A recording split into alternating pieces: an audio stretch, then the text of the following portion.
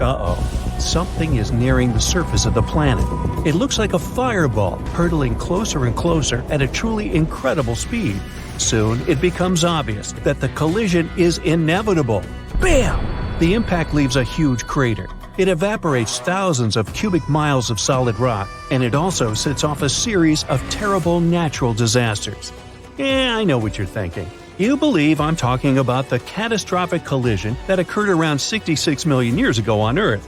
You know, the one that's responsible for the extinction of non-avian dinosaurs and 3/4 of other life forms on our planet? But no, the disaster I'm talking about happened on a different planet. Scientists think that our close neighbor, Mars, once experienced the same catastrophe that struck Earth. It happened around 3.4 billion years ago. An asteroid collision might have caused a megatsunami on the red planet, similar to the one that caused the Chicxulub impact on Earth. Scientists have identified an impact crater on Mars that was probably left by a comet or asteroid collision with the surface of the planet. Most likely, the space body landed in an ocean in the Martian northern lowlands, and the impact was so powerful that it caused a megatsunami. Before the latest studies, the exact location of the impact crater wasn't verified. It was just a theory. To confirm it, a team of astronomers simulated a comet and asteroid collision in the area where they supposed the impact crater was. They even named this crater Pohl. Pohl is 68 miles across and lies in a region that is almost 400 feet below the supposed sea level. Anyway, the simulations formed several craters of the same size as Pohl. One of the simulations claimed that these craters had been left by a 5-mile-wide asteroid that had encountered strong ground resistance. The other simulation showed that the craters had been caused by a bit smaller asteroid that met a weaker ground resistance. But, according to both simulations, the impact crater was almost 70 miles in diameter, and the collisions produced megatsunamis up to 900 miles away from the center of the impact site. The simulations also helped scientists estimate the height of the tsunami. It was about 820 feet tall, almost as tall as the Eiffel Tower. The authors of the study also suggest that the Pohl crater might be similar to the Chicxulub impact crater on our planet. The Chicxulub asteroid, as we now know it, is believed to come from the outer reaches of the solar system. This space body was at least 6 miles across. It crashed into the shallow seawaters near the Yucatan Peninsula. This splashdown was so powerful that it left its signature on the entire face of the planet. In 2021, researchers found out that the collision had carved mega ripples into Earth's crust in the region of modern-day central Louisiana. An even newer study suggests that the asteroid also triggered a tsunami so devastating it eroded seafloor sediments half a world away. The team of scientists remodeled the events of the first 10 minutes after the impact, and the model showed that the asteroid had produced waves up to 30,000 times greater than one of the largest tsunamis people have ever recorded, the Indian Ocean tsunami that hit Indonesia in 2004. The collision displaced so much water that it created a wave almost a mile high. That's like 2 Burj Khalifas, which is the tallest construction in the world, stacked one on top of the other. And of course, all that empty space didn't stay empty for long. The ocean gushed back to fill the crater. But in the process, it only ricocheted off the crater's rim, which produced even more waves. After that, tsunami waves that were more than 33 feet tall traveled around the world at a speed of 3 feet per second, lashing at all coastlines on their way. Imagine a 3-story building rushing up to you. No wonder the largest and fastest moving waves occurred near the impact area in the open waters of the Gulf of Mexico. Those rose more than 330 feet tall, which is taller than the Statue of Liberty, and moved at a speed 10 times greater than more distant tsunami waves. But back to the red planet. Some experts think that not 1 but 2 megatsunamis could happen on Mars. They could be triggered by a pair of meteor impacts that were several millions of years apart. Between these 2 collisions, Mars went through a period of climate changes. As a result, liquid water on its surface turned into ice. In other words, the first asteroid impact most likely produced waves composed of liquid water. and the second tsunami was probably formed by rounded chunks of ice water. By the way, the largest asteroid to have ever crashed into Earth might not actually be the one that ended dinosaurs. A much more catastrophic collision likely happened about 3.5 billion years ago. New evidence scientists found in northwestern Australia suggests that the asteroid I'm talking about was 12 to 18 miles across. It struck Earth at an immense speed, releasing an unimaginable amount of energy. Now, this made me think, what if something like that happened these days? More than 30,000 objects that are circling Earth these days could potentially crash into our planet. NASA considers around 1,500 of them to be potentially hazardous. These space rocks are the remains left after the solar system was formed some 4.6 billion years ago. For example, in 2004, astronomers discovered a huge asteroid nearing Earth. The first observation showed that the chance of the space rock hitting our planet was less than 3%. The asteroid was named Apophis. It's more than 1,200 feet across and weighs about 20 million tons. It's supposed to streak across the sky on April 13, 2029.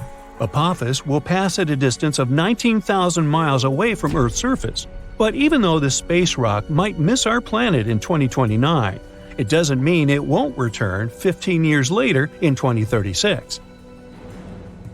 If such an object hits our planet, the consequences will be unpredictable. They can vary from shattered glass and broken windows to most life forms getting wiped off the face of the Earth. And it'll probably affect the internet. Now that last thought is truly scary. But luckily, modern technologies are likely to help us avoid any catastrophic consequences. Experts have developed several ways to prevent a real-life disaster movie from happening. For one thing, we could use a spacecraft to knock this visitor from outer space off its course. Or it could somehow be blasted into pieces. Scientists could also slow the thing down with the help of concentrated sunlight. Or people could tug it away with a gravity tractor. That's a theoretical spacecraft that can influence objects in space without touching them. In sci-fi movies, a huge asteroid often sneaks up on Earth and turns out to be a nasty surprise to astronomers. It hurtles toward our planet at breakneck speed and gets discovered just weeks or even days before the collision. In reality, scientists are constantly watching all large objects in Earth's neighborhood. It means there would be plenty of time to do something before the inevitable happened. There are three kinds of missions scientists could prepare at short notice. Type 0, when a heavy spacecraft hurtles toward the intruder with one single goal: to knock it off its course. In this case, astronomers would have to rely on the already available information. The Type 1 mission would involve a scout. It would be launched first to get more close-up information about the space rock. Only after that, the main spacecraft would be launched. With more precise information, its journey would be way more productive. And if scientists chose the Type 2 mission, they would send a scout and a small spacecraft at the same time. The spacecraft would knock the asteroid a bit off its course. Then the scout would collect all the necessary information. Based on this data, the spacecraft would finish its job with a more fine-tuned second push. If none of these methods work, people could try going deep underground or even build a shelter on the ocean floor. But in this case, we'd need to find sources of energy that could help us survive for at least several decades. Plus, people would have to create a life support system that could somehow keep air and water fresh. It's staring at you, and you're staring at it. A giant eye that seems to be pulling you into an abyss. You're hovering over it in your space copter. But however scared you might be, you still need to do your job. So you send your copter down to the surface of the red planet. Right, that's where you are, on Mars. But first things first, you take a moment to remember everything you know about the fourth planet from the Sun. It's the last of the inner planets. Those are the planets that lie within the asteroid belt. They're also called terrestrial, since they're made up of rocks and metals. The atmosphere of Mars is much thinner than Earth's. It contains 95% carbon dioxide and a mere 1% of oxygen. In other words, don't even think about pulling off your helmet. Anyway, there's no time to waste. You land on the surface of the planet and find yourself in a brownish-red world. That's a good thing you're wearing a spacesuit. This place is freezing cold. The thermometer sewn into the sleeve of your suit shows minus 80 degrees Fahrenheit. Time to take your first step on the Martian surface. The planet looks quite colorful, and the hue of a particular area depends on the minerals that make up the soil. The ground under your feet is covered in fine dust. It looks like rust. The same orange dust is in the air. Good thing you have your own supply of oxygen and don't need to breathe Martian air.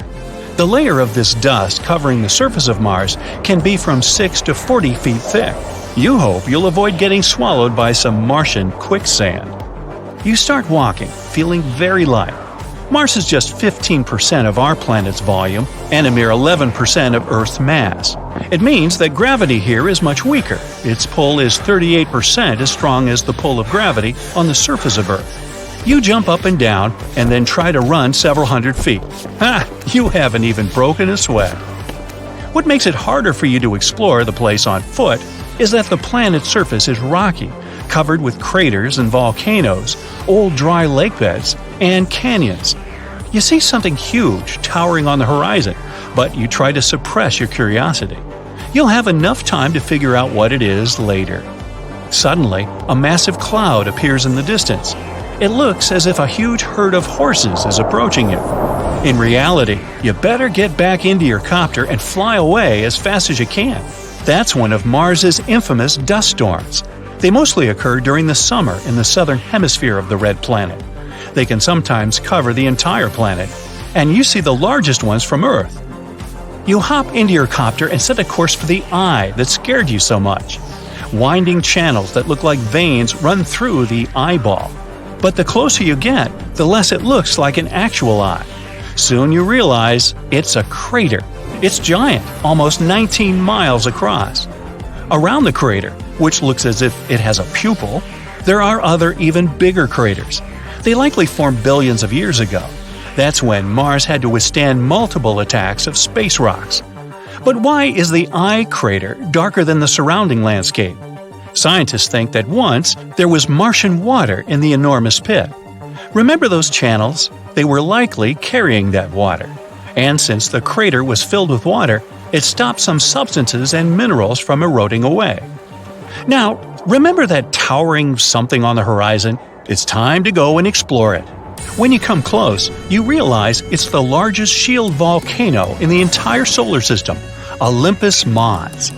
It's more than 370 miles in diameter, which is almost the same size as the state of Arizona. You tilt your head. Wow! The mountain is 16 miles high. It's also rimmed by 4-mile-high cliffs. To picture the sheer size of the volcano, let's make some comparisons. The largest volcano on Earth is Mauna Loa, towering around 2.5 miles above sea level and stretching 75 miles across. Sounds impressive.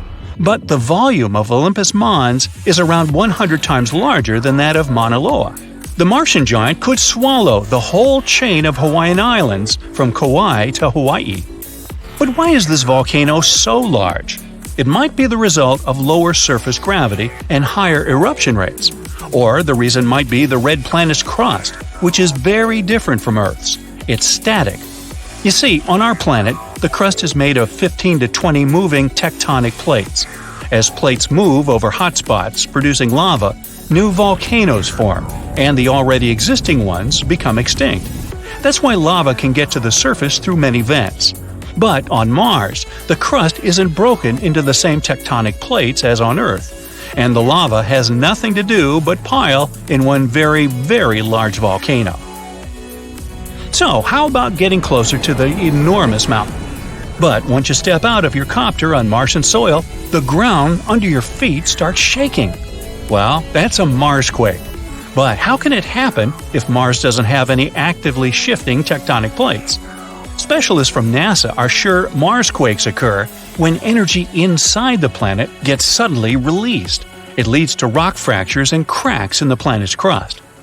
Another powerful jolt, and one of such cracks opens right next to you. You fall to the ground, afraid to move, but soon everything calms down.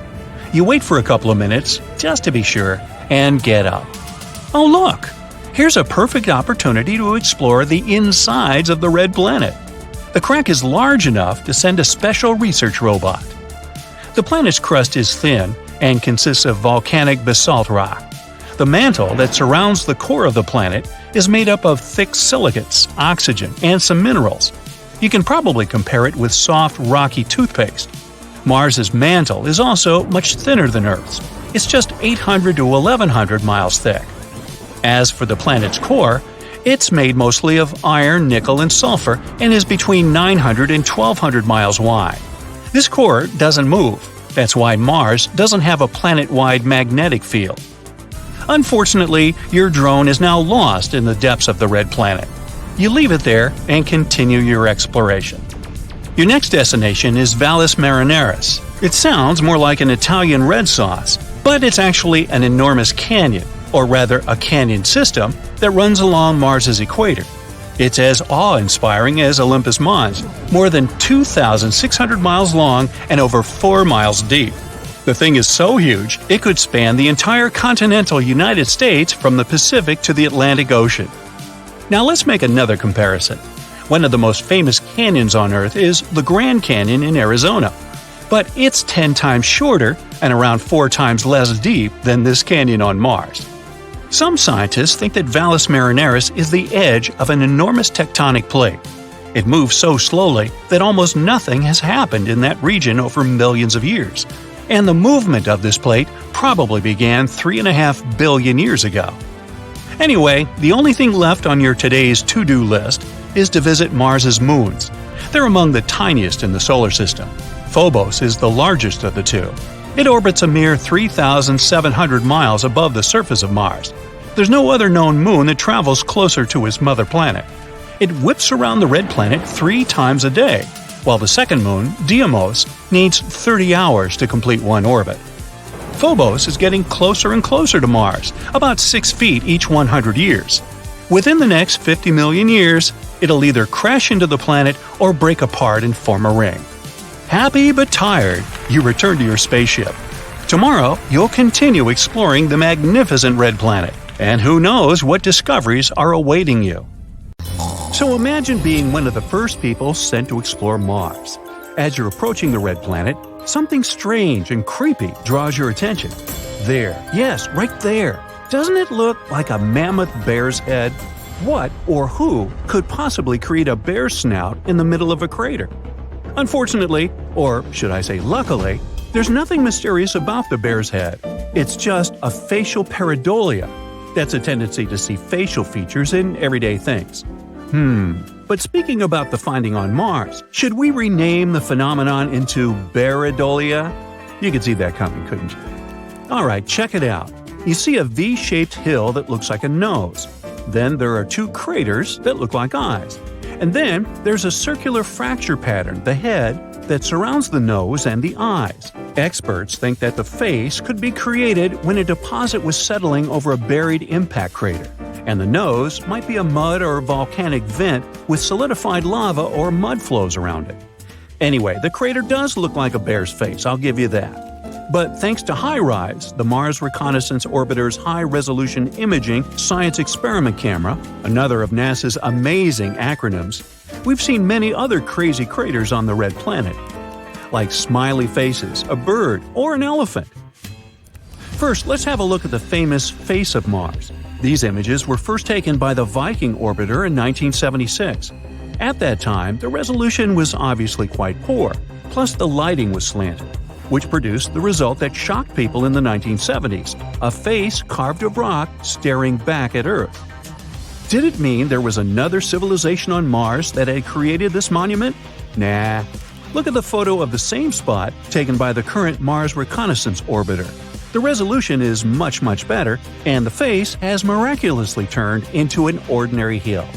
Or look at this teeny Bigfoot, whose image was captured in 2008. I say teeny because this creature is just a few inches tall, and when the photo was taken, Bigfoot was only several yards away from the camera. And here, one curious soul zoomed in on a small rock and spotted something that resembled a gorilla. That's how some people started to believe there were apes on Mars. Yeah, really. Let me show you some more examples of imaginary creatures and faces on the red planet.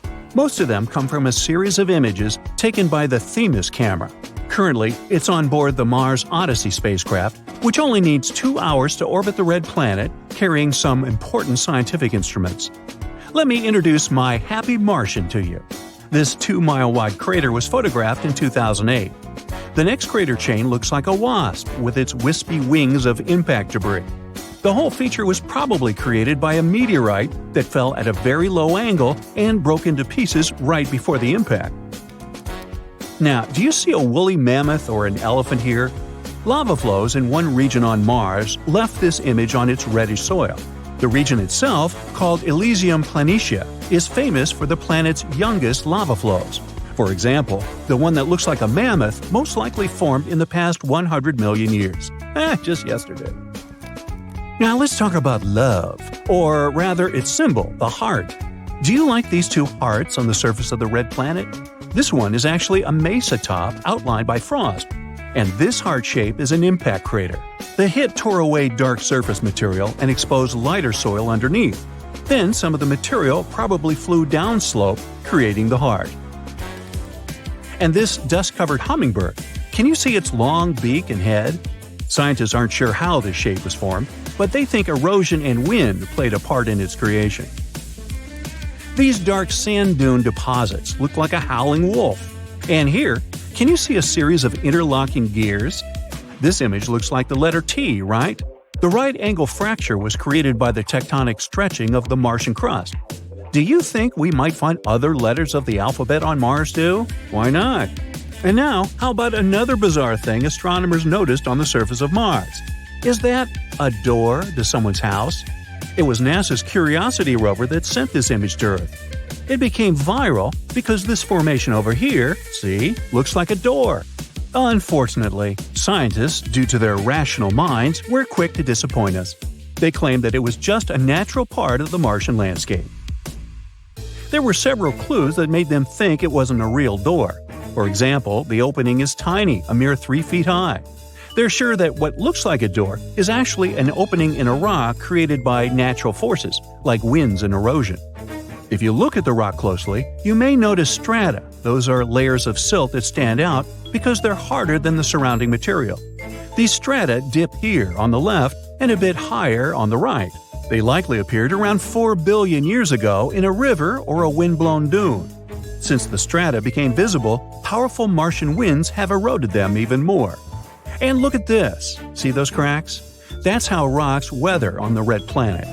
This small cave probably formed when several fractures crossed the strata. A pretty large boulder might have fallen out under its own weight, and this created the door-shaped opening. This theory is quite plausible, because even though the gravity on Mars isn't as strong as on Earth, it's still strong enough to do it. Besides, see that rock to the right of the opening? It has a suspiciously smooth vertical edge. It must be the culprit. It probably fell out not so long ago. But it's not only the red planet that can boast of having unusual formations. Let's take this comet, for example. This image was taken by the European spacecraft Rosetta in 2014. Can you see a face on its right-hand side? Or the moon. Here's its famous rabbit. It sits upside down with its ears pointing downward. Some people see a man on the moon. It can either be his face or the entire body. If someone sees the whole human figure, it usually looks like it's carrying sticks. Sometimes it's a toad. To spot it, look at the top left-hand side of our moon. The toad is facing upward, see? Now look at this spinning neutron star. Such a star is a collapsed core of a supergiant star with a total mass of 10 to 25 solar masses. Except for black holes and some hypothetical objects, like quark stars or white holes, neutron stars are the densest and smallest known stellar objects. Anyway, back to this particular star. As you can see, this space object, located 17,000 light-years away from Earth, is surrounded by a cloud of energetic particles. And this image, taken by NASA's Chandra X-ray Observatory, appeared in 2009 and became viral in no time. All because many people spotted a hand-like structure among all that space stuff. NASA explained that the star was spinning incredibly fast, spewing energy into the space surrounding it. This created intriguing and complex structures, like the large cosmic hand so many people see. Now look at the Horsehead Nebula in the constellation Orion.